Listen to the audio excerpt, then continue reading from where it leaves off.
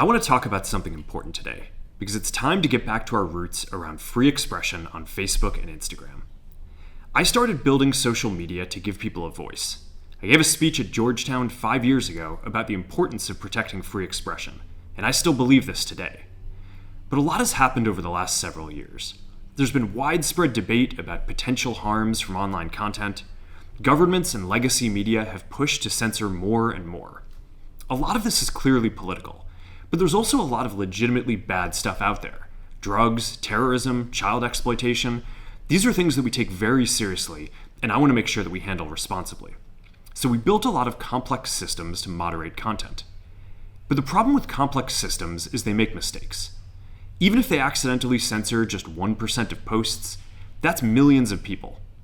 And we've reached a point where it's just too many mistakes and too much censorship.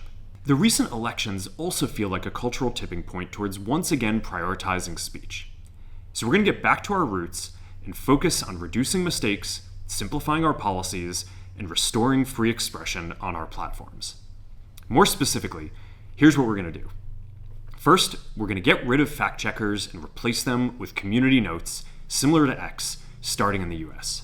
But the fact checkers have just been too politically biased and have destroyed more trust than they've created, especially in the US. So over the next couple of months, we're going to phase in a more comprehensive community notes system. Second, we're going to simplify our content policies and get rid of a bunch of restrictions on topics like immigration and gender that are just out of touch with mainstream discourse. What started as a movement to be more inclusive has increasingly been used to shut down opinions and shut out people with different ideas, and it's gone too far.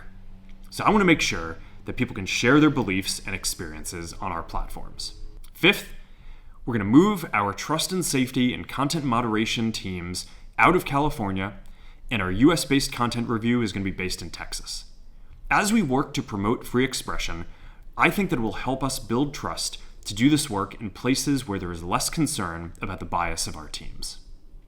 Finally, we're going to work with President Trump to push back on governments around the world that are going after American companies and pushing to censor more.